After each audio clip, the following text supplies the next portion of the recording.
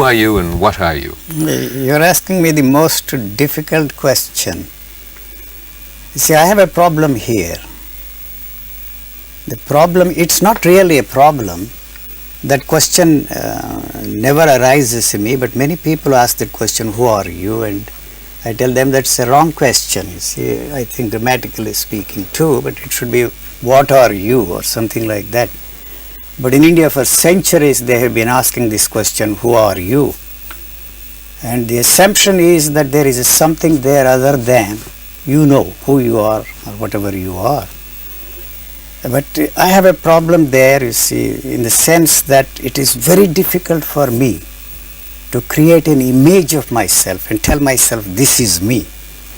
But by the time I try to complete the image there, then it is not there anymore. So only in relationship with that it is possible for us to form images of others. That is always very difficult for me. See, the other day I was talking to a friend of mine. I don't understand what you are talking about, you see. So it is very difficult for me to create an image of you, how you look like, the moment I turn that side. I always think in terms of and talk in terms of the functioning of this physical living organism only. Okay, if I look at the functioning of this physical living organism, what does it do for a living, for example? You have to, you see, we live in two different worlds. The natural world, and this living organism has a tremendous intelligence of its own. It doesn't need to learn anything to function and live in a jungle. But unfortunately our culture has created a different kind of a world in which we have to function differently. Society, culture, or whatever you want to call it, has created this world for us in which we live in the world of ideas, worlds of thoughts, worlds of experiences. And the society says that we are going to educate you and fit you into this framework. And here is the cake for you. If you want a share in that cake, you have to fight for it. The more you fight for it, the more larger share you will have in this cake. So we have got to be educated, and there is no way we can survive in this world without fighting for our share in that cake. Well, if I could sort of interrupt and say that the question really is, what is it that you do for your bread? Let's forget about butter and cake. How do you make a living? I have been very lucky, see, because I was born rich, and when all that disappeared, somebody else came along and provided me the chance to survive without working for my bread. Tell us how that happened. Where were you born, and what's the story? I just don't want to go into that. That's all. You see, past history. You see, that may not be of any interest to our viewers or to me. I can't really go back into that question, you see. So people very often ask me, so why do you travel? Do you have any compulsion to travel? And this year I have gone around the world twice. Why do you travel? They very well ask me the question. That question sounds very funny to me, because you never ask the birds that come all the way from Siberia to a small little place in Mysore state, what you call bird sanctuary, and after that they go back. You've been reluctant to sort of have labels attached to you as teacher, philosopher, or what have you. God, man, guru, or and whatever. all that kind. You have a reluctance. You see, when about people that, ask me, what are you? You see, what do you do? You see, not necessarily for a living. I have to tell them, I'm a philosopher of some sort. I did my philosophy, but I am not a professional philosopher. But I have discovered something extraordinary for myself. And despite everything I did, I stumbled into something extraordinary. You just mentioned miracle, but you've also referred to it as a calamity that was to, dare I use the word, transform your life. I have very purposely used the word calamity, but actually it is not a calamity. I use the word calamity in the sense that you search for something all your life, you see. For example, you see that there is a self here or God out there, and suddenly it hits you like a lightning that where is this self that I have been searching all my life? You see, it shatters everything that you have experienced before. The whole image that you have built around that is shattered to pieces. You expect to be in a blissful state, in a state of ecstasy, full of love, full of compassion, but in its place you find that this is just a living organism, pulsating with life. What is there? And what you are left with is just the pulse and the beat and throb of life, and there is nothing there. And this comes as a shock because you realize that all your life, all through your search, you expected that you would be something like Buddha, something like Jesus, something like, you see, Muhammad, all the great teachers. And so that came as a shock to me and said, you see, this is a calamity. See, you are expecting something to happen. You are questing all your life, you see, for something that does not exist. You see, that came as a shock to me. So that's the reason why I use that word, calamity, and also rejected totally and completely the idea of transformation, because what is there to be transformed? I didn't find anything there, so there is nothing there to be transformed. And so all that talk of transformation, radical or otherwise, is just poppycock, I said to myself. This happened in your 49th year. 49th year. What happened? Did it sort of happen one morning? Was there a light or lightning? No, the question that, you see, first I started with the question, you see, I want to be enlightened. I want to be like Buddha. I want to be like Jesus. I want to be like all the great spiritual teachers. And so how to be enlightened? You see, that I pursued for a long time. And somewhere along the line I discovered, through some sort of a mystical experience, I might say that, for want of a better and more adequate term. Can you describe that mystical experience? You see, the mystical experience is within the framework of the knowledge still. And that's, I consider, and it's a very petty little experience. You experience what you know. That does not in any way free you from the knowledge you have acquired. So you are still, you see, caught up in this idea, and you owe everything to the one that has helped you to experience these things. You are still dependent on that.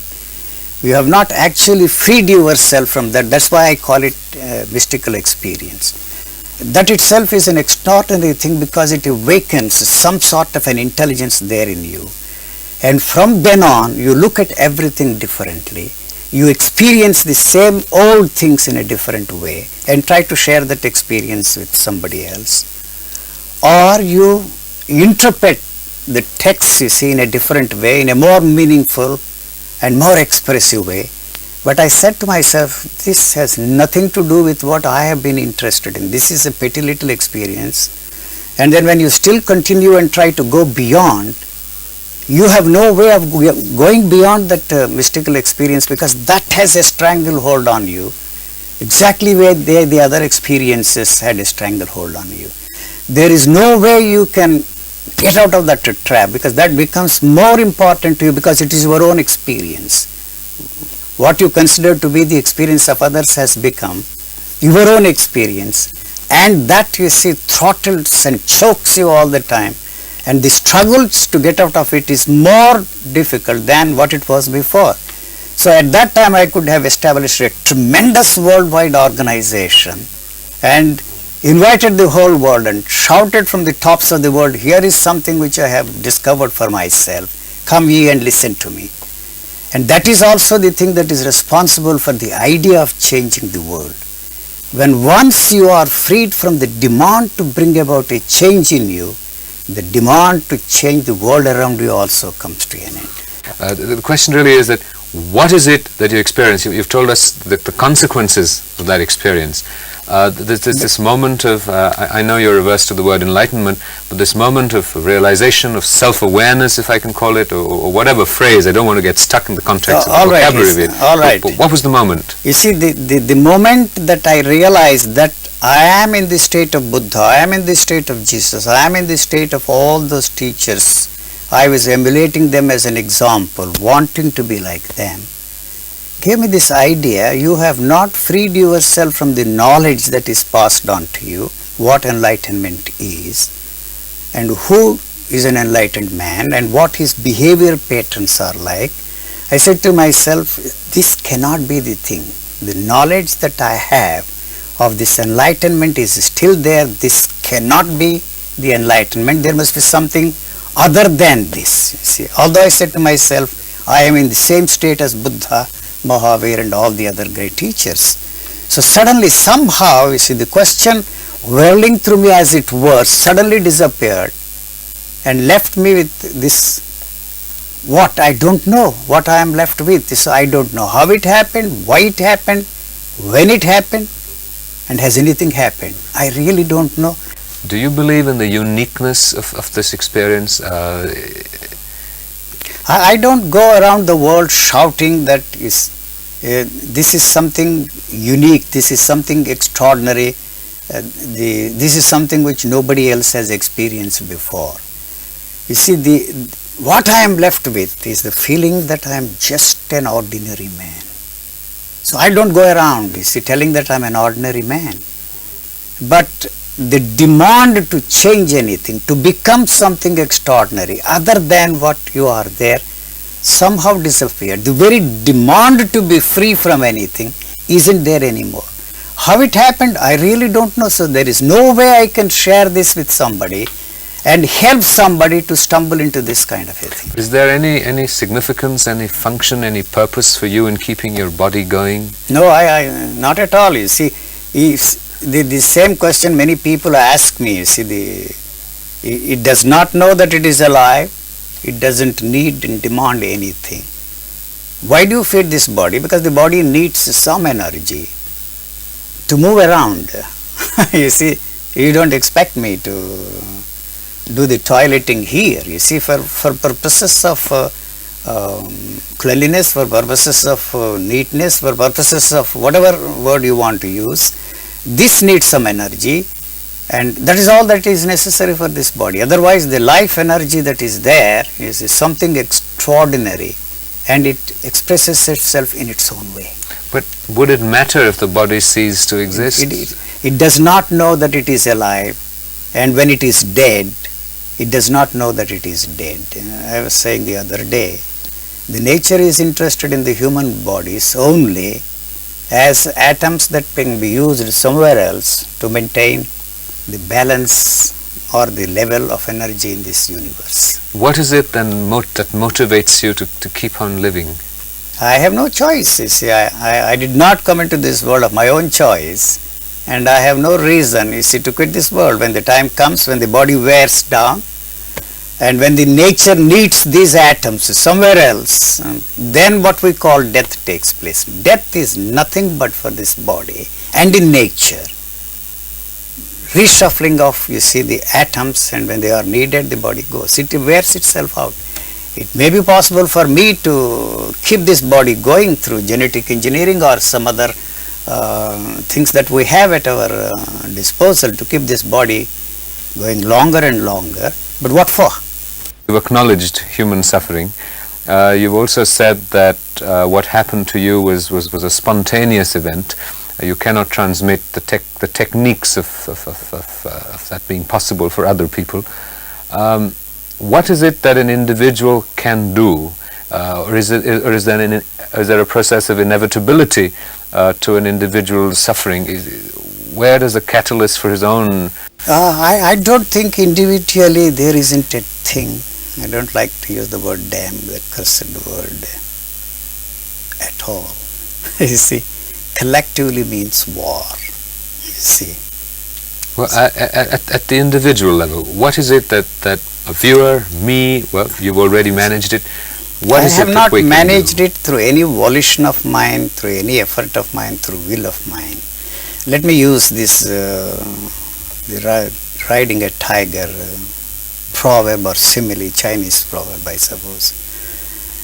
You cannot jump off the tiger because of the fear that the tiger might gobble you up. Somehow I was thrown off the tiger. I didn't even know what happened. So suddenly, see, I find that I am not anymore trying to jump off the tiger. So from that moment onwards, you are not interested even in helping the people and tell them, you see, jump off the tiger. It won't make any difference to them at all. They have to do it on their own, there is no way that they can do anything. You see, this is my doom song. Many people say, we are doomed. Are you and doomed? there is no way you can reverse this course, you see. Not a thing we can do about it. But you see, we have to live in hope and die in hope. So you live in hope? The hope is always in the future, you see. What is there to hope for? What? You see, the moment you use the question how, the whole thing comes into the picture. You see, how and hope are one and the same. We constantly ask this question, how, to get an answer and to know more and more and more. You see, how to shape our lives, how to change our lives, how to be at peace with ourselves, how to live in a peaceful world, how to live in harmony with the world and with the people around us. But that how is born out of the hope that somehow, some way you can know how you can change the whole thing. So the moment the how springs up there, the hope goes with it. There is no how. Somehow, you see, the demand to know is not there in me. That's all that I can say, whether you like it or they like it. Do you experience, it makes no difference to me. Am I right in assuming that then the concept of altruism would be non-existent in your worldview? It's, sure it is. If there is any situation where something demands, you see, you do it. You see, to me, charity is one of the most vulgar things that human mind has come up with. We have grabbed, we have taken away everything that belongs to everybody. And who are we to give charity? That it may be different minds trying to use vocabulary as you are to communicate what is essentially a non-conceptual experience, and you may all be talking about the same thing using different words. What I want to emphasize and spotlight and focus is a very simple thing. That we are all puppets. See? And that what is it that is pulling these puppets and play this drama? You call it thought sphere, you call it culture, you call it the fancy phrase I used genetic, morphogenetic field. It really doesn't matter. What I'm trying to emphasize or put across is one basic thing, that there is no individual there at all. There is no individual mind there. You and I have been created by culture, by society, for the simple reason that that is a self-perpetuating mechanism, and it is interested in perpetuating that, maintaining its continuity. So there is nothing here, there is no individual there. The very demand to be an individual is baseless, is false. But yet you see the very same culture that is all the time emphasizing the need to create individuals has created this neurotic situation for us. You see, two things, that there is no individual, but yet you have to be an individual. It seems to me almost as if you're abdicating responsibility, individual responsibility, to larger, well, I use the word larger with hesitation when talking to you, but external forces. I even get stuck on the word external because you would argue that there really isn't an external agency. But using the vocabulary of most of us, if I may use that, to say that I as an individual am a victim or a participant in a larger societal context, where is the impetus for action or initiative then? You are a willing victim there. I'm not blaming you, you see.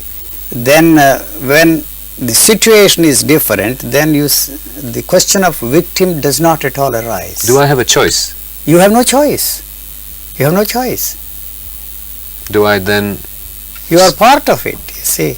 This is all that is there. The world cannot be anything different because you being what you are, how can you expect the world to be different?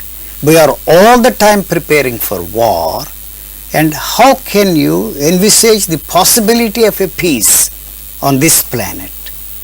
You know, flag is here. The flag represents what? As long as I wave my flag here so long, I cannot talk of peace because the other chappie also is waving his flag. So how do you reconcile this situation? Preparing for war all the time and talk of peace. Peace is not something that will descend upon us. Do you feel optimism or pessimism, or do you feel nothing at all? I don't think you can fit my statements into either this side or the other side. You see, people say that you are very negative, and all right, you are not negative, you are not pessimistic, you are very optimistic. What does it really mean? An optimistic individual is pushing things, you see, he is using his will, he is using his effort, and he is living in the hope somehow that we will turn this into a paradise and all of us will live in comfort and peace. So what you don't seem to realize is the very idea of creating heaven on this earth is the one that has turned the whole thing into hell. Actually, it is not hell. If we are lucky enough to be freed from all those utopias, the whole idea of a heaven, this itself will become an extraordinary place to live in. Would you call yourself a pessimist? It's up to you to put stick the label on me. I don't know. I don't think in terms of optimism, pessimism at all, negativism or positivism. Many people say that you are very negative. You see, the negative approach is invented by thought because you have totally failed to reach your goal through positive means. You have invented a negative approach, but the goal is a positive goal. So it doesn't matter whether you approach your goal positively or negatively. Is there any such thing? My English is bad now. Anyway, you see, the goal is the most important thing. What we have to do is to free ourselves from the whole value system without replacing that value system with another set of value system. That would be a wonderful place to live. The way the animals are functioning. You see, they don't kill anything for an idea. You see, so they have to survive. One form of life lives on another form of life. That's what we are doing all the time. But you see, if you kill something for any reason other than survival, we are creating this disharmony in this world. And there is no way we can reverse the whole thing. You may call me a pessimist. I am ready to go along with that and carry that label on me. On the one hand, you speak about the inevitability of processes and the biochemistry of the brain and sort of the vocabulary of the inevitability of life, and at the same time you talk about freeing oneself from a variety of responses, as it were. No. I don't see how they coexist. There is a difficulty of the language here. I am not suggesting that there is something that you can do to free yourself from. You are already free. And what creates this demand to be free is the one that this has to free itself from. You see, this expresses itself in an extraordinary way, you know. This is something which you cannot even think of creating, but unfortunately, where have we gone wrong? Where have we failed? That's a very natural question for us to ask. Somewhere along the line it occurred in the process of evolution, especially in the human species, what we call self-consciousness. So that separated us from the totality of life around us. Actually, it is one single unit in the whole thing. But this self-consciousness separated us from everything. And it is that is responsible for creating, you see, the whole religious thinking of man. Forgetting that we have created all those things, God, truth, reality, or whatever you want to call it, only as an extension of pleasure.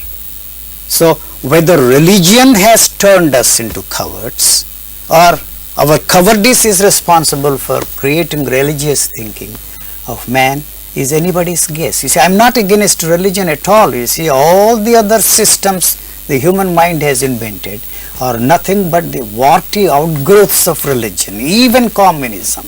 But is it mere semantics when you say that where we have gone wrong, according to your vocabulary, we haven't gone wrong, nothing has gone wrong, and that too there is a value system that it's wrong. No, this value system that is fitting the events into its framework and says something is wrong. But you're ascribing a value that it's wrong. It's the way it is. The value system is wrong. Then we wouldn't say that it is wrong. We wouldn't do anything to change anything there.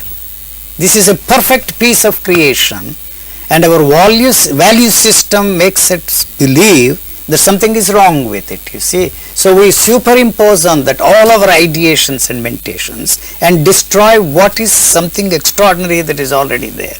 Whether, you see, it will continue forever or not, we don't know. Why this was created, what is its purpose, what is going to happen, it doesn't in any way help us to understand whether this whole thing was created by God. Is understanding important?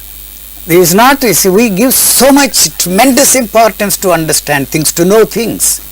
You see, that works in the field of, you see, that camera. You see, that's the only area where, you see, you have to know, you have to get help from somebody to operate. But in the living atmosphere, living situation, the dead thing cannot help us to understand anything.